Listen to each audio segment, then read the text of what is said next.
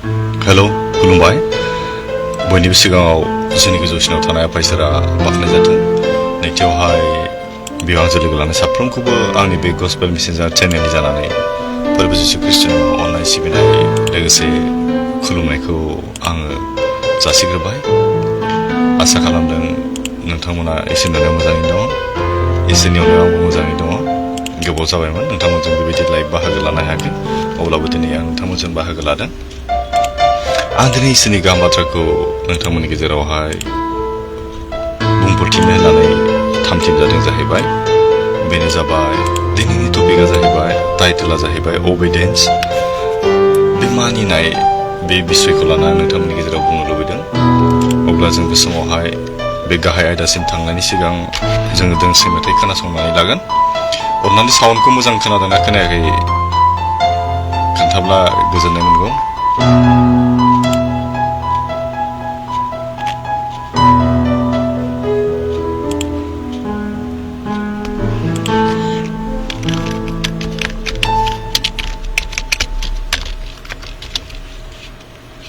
sound रायलायनायखौ मोजां खोनादोंना खोन्थाहरोब्ला गोजोननाय मोनगौ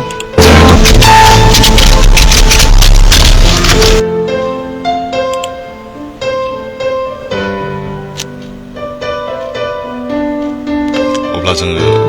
दिनैनि गाहाय आयदासिम थांनायनि सिगां जोङो दोंसे मेथाइ खोनासंनि दिनैनि आयदायानो जागोन मानिनाय एबा अबेडेन्स बेखौ लानानै जों बाथ्रा बुंगोन बे मानिनाय एबा अबेडेन्सखौहाय बे बाथ्राखौ बाइबेलाव दिनै गोबां बार बुंनाय जों नुनो मोनदों नङा होमबा मानिनांगौ मानिग्रा जानांगौ बेबायदि बाथ्राखौ जों गोबां दिनैहाय जों नुनो मोनदों बेनिखायनो जों माखासे बाइबेलनिफ्राय बेनि रिफारेन्सखौ लानानै माखासे एग्जाम्पलखौ मावदिन्थिखौ आं नोंथांमोननि गेजेरावहाय बुंफोरथिनानै होगोन आरो बे मानिनाया जोंनि प्रेक्टिकेल जिबनावहाय बे बिराद मोनसे गोनांथिना obedience is a very important and practical subject worth studying जोंनि जिउनि थांनानै थानायावहाय नैबे मानिनाया गोबां गोनांथार आरोना गोनांथि दङ बेनिखायनो जों बेखौ लानानै सावरायगोन अब्ला जोङो बे समावहाय बेसिम थांनाय सिगां जों दोंसे मेथाइ खोनासंनि अन्नानै नोंथांमोना साउन्डखौ जुदि मोजां खोनादोंना खोनायाखै कमेन्ट खालामना खोन्थाब्ला गोजोनगोन आरो बे समाव आं खावलायदों आच्छा दिपि नार्जारी हाय दादा गोबावनि उनाव दिनैसो लोगो मोनबाय मा खबर खोनादों दादा अके खबरा मोजां इसोरनियाव थेंक इउ स' माच मानिसा अके हाय दादा आंहा दिनैसो टाइम मोनबाय अके थेंक इउ स' माच अब्ला जों मेथाइ दोंसे खोनासंग्रोनि बेनि उनाव जों दिनैनि गाहाय आयदा फारसे जों थांगोन दिनैनि गाहाय आयदाया जाहैबाय अबेडेन्स मानिनाय बे बिषयखौ लानानै जों सावरायगोन आरो जोबनायाव आं आरजनि पइन्ट मोनसे लागोन बे समाव नोंथांमोनखौ बाहागो लानानै खावलायखाबाय दाना आरजनि पइन्टखौ हरथ'नो नाङा अब्ला जों दोंसे मेथाइ खोनासंग्रोनि खोनासंदो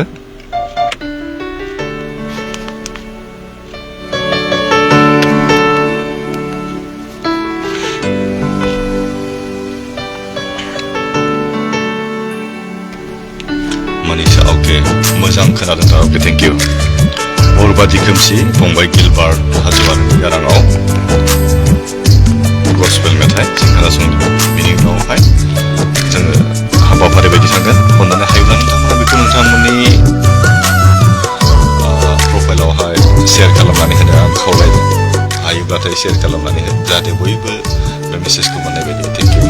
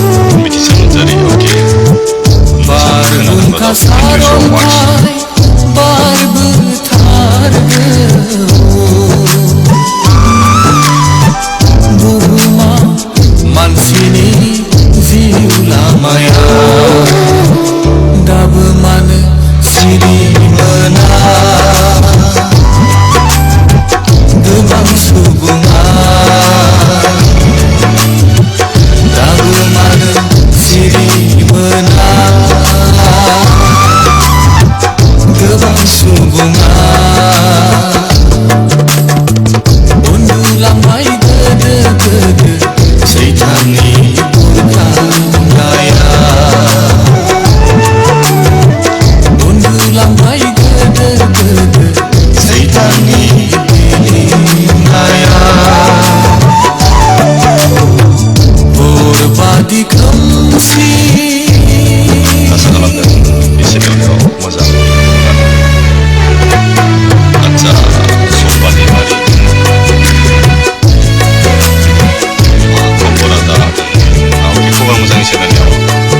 आइबड' नार्जारि आय'गे दिपि नार्जारि जोबोद मोजां मोनो आंबो बे सल'खौ जोंनि समाजाव मोजां मोनो बिराद मोजांथार बेनि हाबाफारि जागोन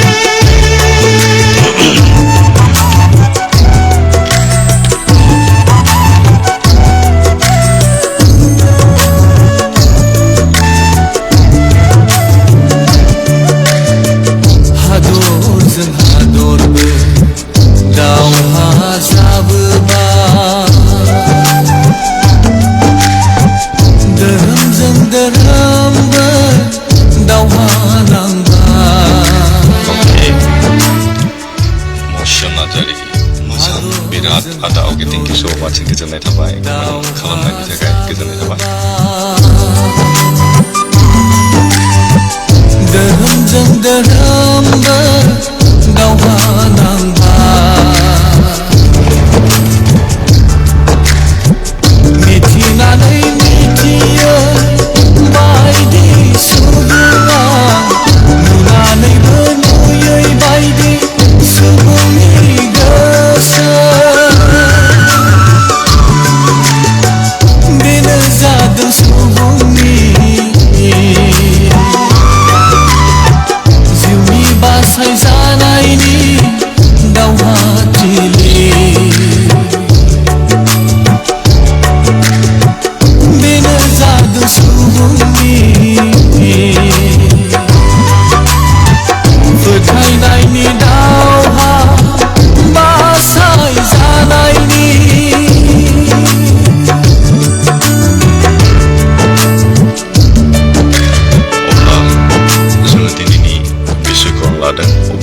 मानिनाय बे बिसयखौ बिराद गेदेर बाथ्रा इसोरा दिनै मानसिखौ मानिनायानो मानिजानो लुबैनाया दिनै बे मोनसे हुकुमा बेनिखायनो जों दिनै बिमा बिफाया जेरै गावनि गथ'फोरखौ मानिजानो लुबैयो अबिडियेन्स जानायखौ जों लुबैयो सासे फरायसाब्ला फोरोंगिरिनि बाथ्राखौ मानिजानो लुबैयो बबेबा मोनसे इनस्टिटिउसननि सिङाव बियो फरायोब्ला थायोब्ला बिनि आयेन खान्थिखौ मानिजानो लुबैयो नङा होमबा जोंनि जिबनावबो दिनै आत्मिक जिबननि जे इसोरनि होनाय नेमखान्थि बेखौ मानिग्रा जानायखौ इसोरा लुबैयो आरोना मानसिनि जिउआ बेसेन गैला संसारा थैनि बेसेनाबो ओंथि गैलिया मानसिनि जिउआ बेसेन गैला संसारा थैनि बेसेनाबो ओंथि गैलिया नाथाय दङ थरथिंसे थैनि हिसाब नाथाय दङ थरथिंसे थैनि हिसाब इसोरनि आखायाव मोजां गाज्रि मावनायनि बिसार दङ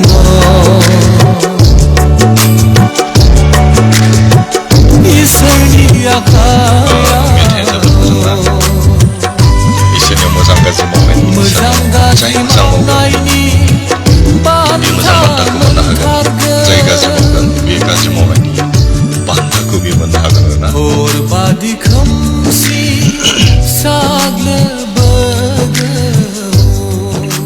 माहि दैमारि हाय ब्रादार आंहा दिनैसो नोंथांजों लाइभआव फैनो सम मोनदों मानोना गोबां बेस्थ'आव दङ आं दासान्दि बेखायनो नोंथांजों लाइभ फैनो हायाखैमोन बेनिखायनो गुरै खावलायनाय आंखौबो आर'जाव लाफादो ब्रादार अके जागोन थेंक इउ स' माच माहि दैमारि गोजोननाय थाबाय लाइभआव बाहागो लाफानायनि थाखाय अब्ला जोङो दिनैनि बिषयखौ जोङो जागायनो थांसिगोन नङा होमबा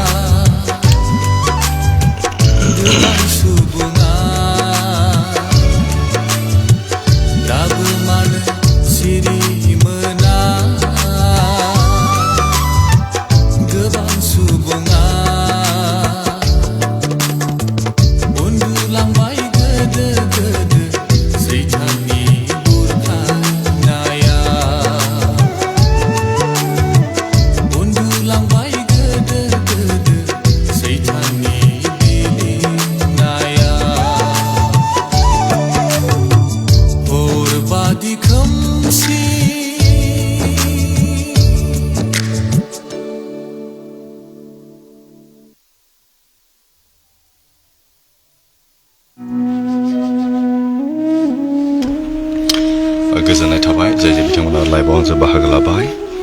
अब्ला जों आङो बुंखादों नोंथांमोना आरजनि बिसय दङब्लाथाय दाहाय जोबनायनि सिरियाव आं नोंथांमोनखौ आरजनि थाखाय खावलायगोन बे समाव आरजनि पइन्टफोरखौ हरनो हागोन आं खावलायखानाय थाबाय बे समाव जों अब्ला गुसुङै इसोरनि गाहाम बाथ्रा जों सावरायनि जों दिनै इसोरनि गाहाम बाथ्राखौ सावरायगोन जाहैबाय ओबेडिएन्स बेनि सोमोन्दै मानिनायनि सोमोन्दै जे हुकुम जे इसोरनि रदाय होनाय बेखौ माबायदि मानिनांगौ माबोरै मानिनो हायो बेनि बिसय जों दिनैहाय सोलोंगोन बाइबेलाव जेब्ला जों नायना 100टानिबो बारा मानिहोनो नाजानाय दिनै बाथ्राखौ जों नुनो मोनदों इसोरा गावनि नाबिफोरनि गेजेरजों लिरनाय बाथ्राखौ जों दिनैहाय मोननो हादोंना बेनिखायनो बे मानिनायनि एग्जाम्पलनि माखासेखौ आं नोंथांमोननि गेजेराव दिनैहाय बुंनो लुबैदों बेनिखायनो बे मानिनाया मानसिनि जिबनाव मोनसे गोनांथार जोंनि प्रेक्टिकेलि जोंनि थांनानै थानायाव मानिग्रा जानाया गोनांथार आरोना जेब्ला जों सासे फरायसा जायो नङाब्ला जोङो फरायसालियाव थाङोब्ला जों स्कुलाव थाङोब्ला जों फोरोंगिरिनि बाथ्राखौ जों मानिनांगोन फरायनो होब्ला जोङो फरायनो नांगोन लिरनो होब्ला जों लिरनांगोन मानिग्रा जायोब्ला सासे फोरोंगिरिया बेनि सायाव अननाय फैगोन आरो जों जेब्ला गथ'फोर जानायखाय जोंनि बिमाफोरनि जोंनि बिफाफोरनि बाथ्राखौ दिनै बिमा बिफाफ्रा गावनि गथ'फोरखौ लाजानो लुबैयो मानोना बिसोरो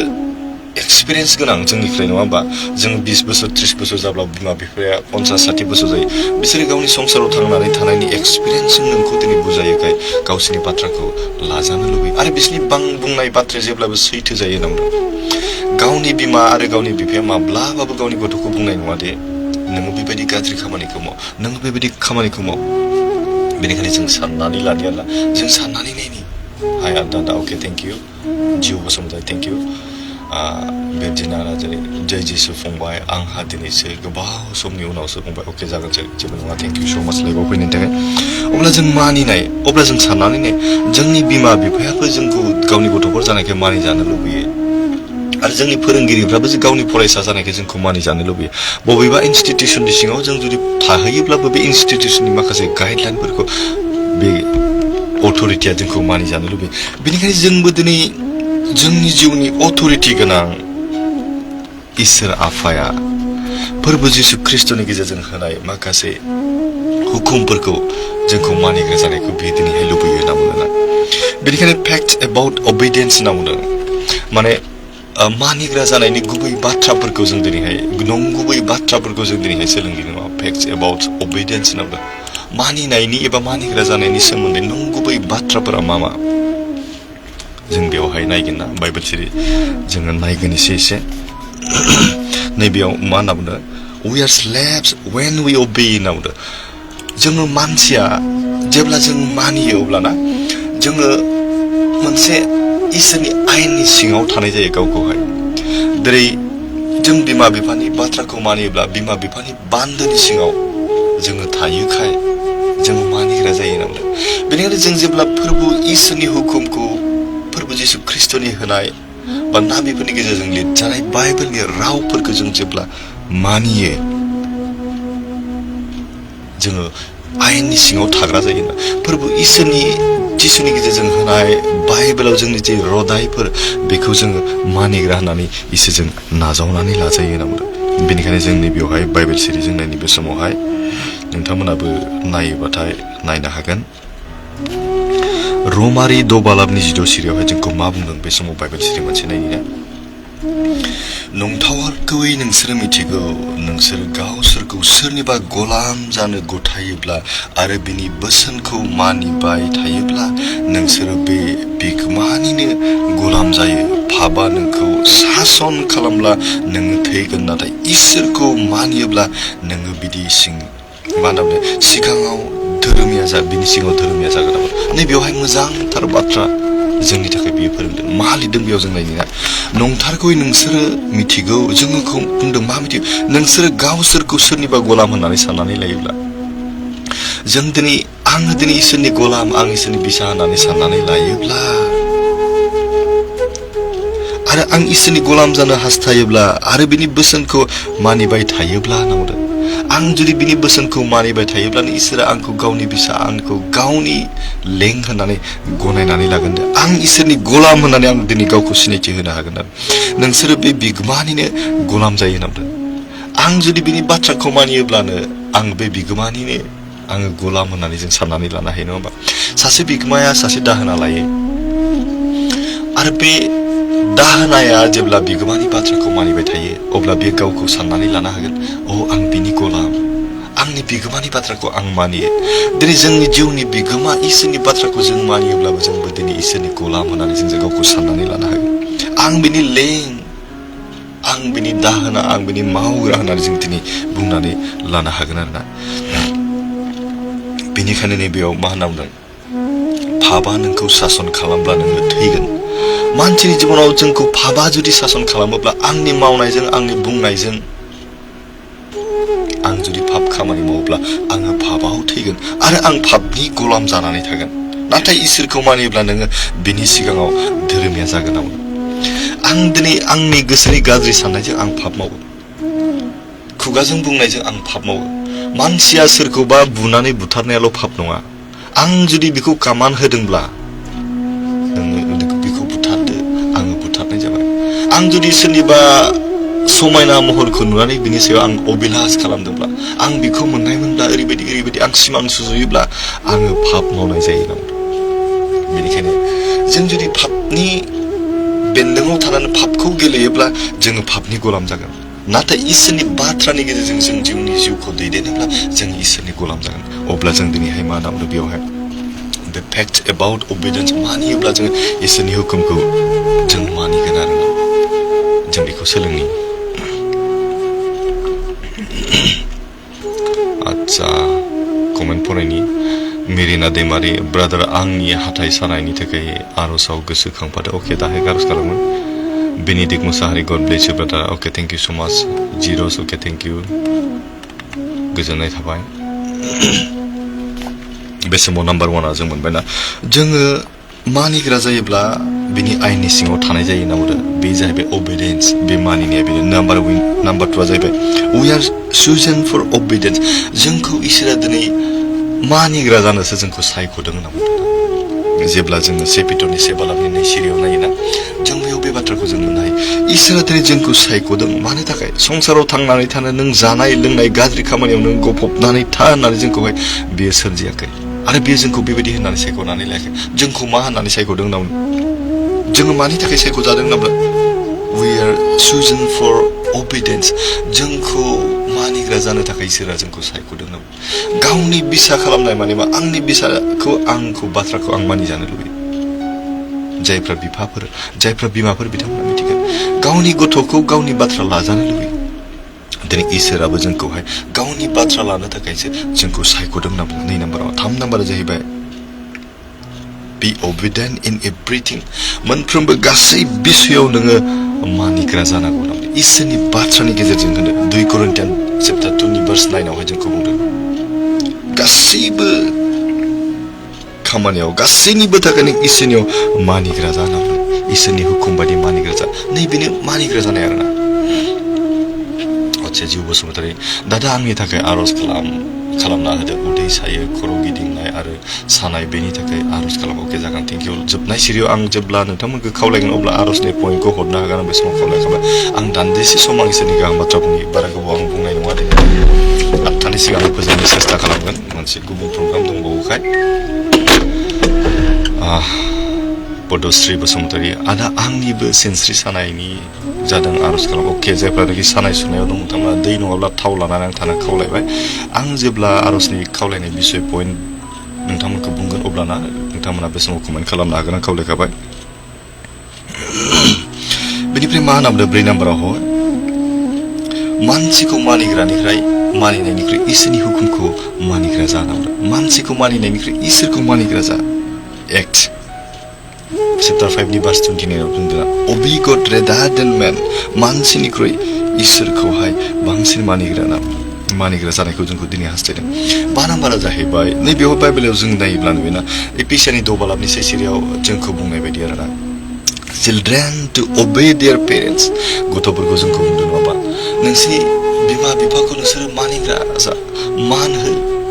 रेसपेक्ट होनो जोंखौ बेयाव खावलायदों नङा होमबा children to obey their parents गथ'फोरखौ नोंसोर गावनि बिमा बिफाखौहाय मानिग्रा जा नैबेबायदि खावलायदों बाइबेलाव बेबायदि मोजां मानिनायनि बिसयखौ जोंहाय दिनै फोरोंबाय थादों नङा होमबा बेनिफ्राय मा होनो people to obey authorities authorityया जोंनि मा सोर जोंनि authorityया मानसिनि सायाव एक्टियारा सोरहा दङ जोंनि सायाव दिनै जों बबेबा मोनसे फरायसालियाव जों फरायब्ला बिनि authorityया स्कुलनि authority नङा नाथाय मानसिनि जिउनि authorityया सोरनियाव दङ प्रभु जिसु ख्रीष्टनियावल' दङ बेनिखायनो जों सुबुंफ्रा जोंनि जे बिगोमा जिउनि बिगोमा authority गोनां जाय एक्टिया दङ जोंनि जिबननि थाखाय नैबेखौ मानिग्रा नांगौ जों जेब्ला टाइटासनि 3 आयदा 1 पदआव नायो बे बाथ्राखौ मोननो हायो बेनिफ्राय नैबेयाव मा होनो मानिनाया जाहैबाय believers to obey spiritual elders जायफ्रानोखि आत्मिक जिउआवहाय देरनायफोर आत्मिक जिउजों देरनाय मानसिफोरखौ मानिग्रा जानायखौ जायफ्रानोखि इसोरखौ खुलुमो जायफ्रानोखि बे समाव बुंनो लुबैदों जायफ्रानोखि ख्रिस्टियानफोर बिसोर गावसोरनि स्पिरिचुअल एल्डार्स होनना बुङो आत्मिक जिउनि देरसिननायफोर जायफ्रानोखि इसोरनि गाहाम बाथ्राफोर बुङो इसोरनि खामानिफोर मावो बिसोरखौहाय मानिनांगौ होनना बुङो जों जेब्ला हिब्रु एब्रायारि ना 13 बालामनि 17 सिरियाव नायो जों बे बाथ्राखौ जों मोननो हायो आरो आंनि आथिं सारायनि थाखाय आर'जआव सुंग्रिखांदा अके जागोन सारजों दैमारि दाजाबनाय सिरियाव आं लागोन गिजि बसुमतारी फंबाय आं बिनेश आंनि फिसाला जेसुइदा उदै सानाय जन्दिसजों सैनांनानै दं अननानै आर'जआव लाफादो आमेन अके आंनि थाखायबो आर'जआव बिनानै होदो आंबो लोमजानानै दं अके बेनेडिक्ट मुसाहारि जागोन आं आर'जनि पइन्टखौ दा लागोन बेनिफ्राय नैबेवहाय दाना बे मानिनायखौ जों मिथिबाय नङा होमबा इसोरनि हुकुमखौ मानिनाय माने जोङो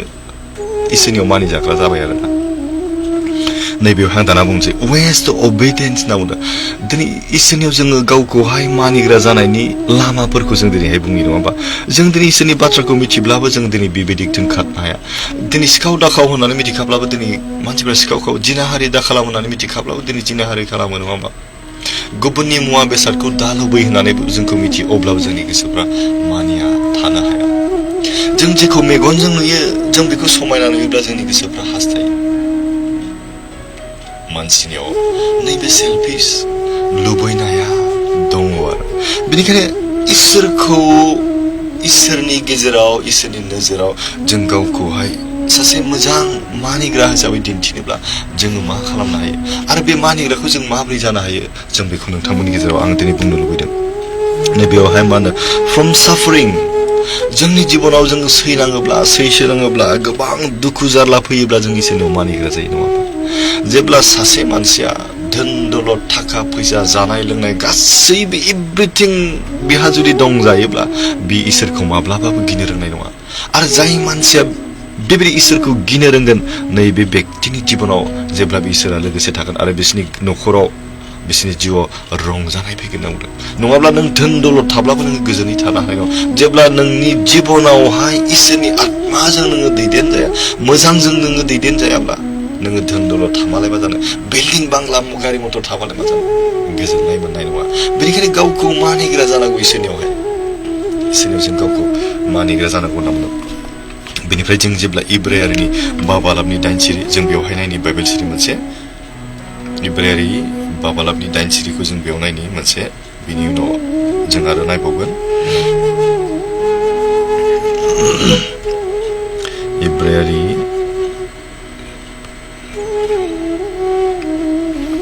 नोंथांमोनाबो बाइबेल दङब्लाथाय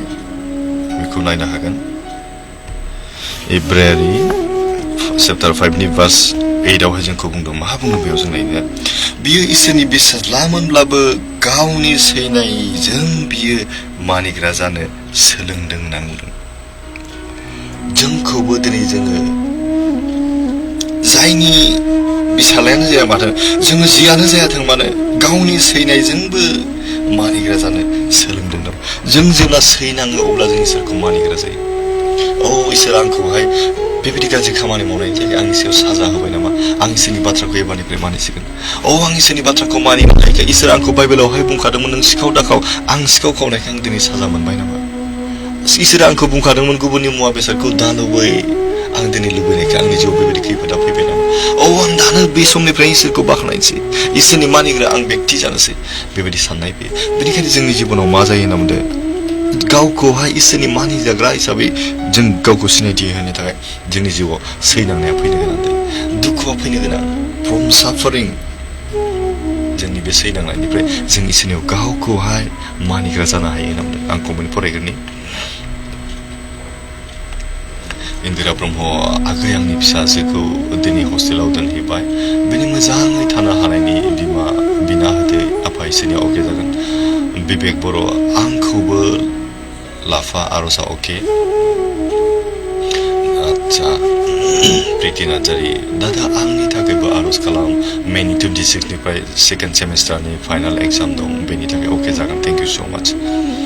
आरो बे समाव जोंहा दंबावो रसन मुसाहारि आदा रिपन नार्जारिनि थाखाय आर'जआव गोसोखांबोदों अके आं गोसोखांगोन दा आर'जनि खावलायनायखौ हरथ'ना आं दसे 5 मिनिट 10 मिनिट आं दंबावो बेनि उनाव आर'जनि खावलायनाय लागोन अब्ला नोंथांमोना आर'जनि खावलायनाय बिसयखौ हरनो हागोन मनिका दैमारि आंनि आइनि थाखाय आर'ज खालाम आदा खुगा सिङाव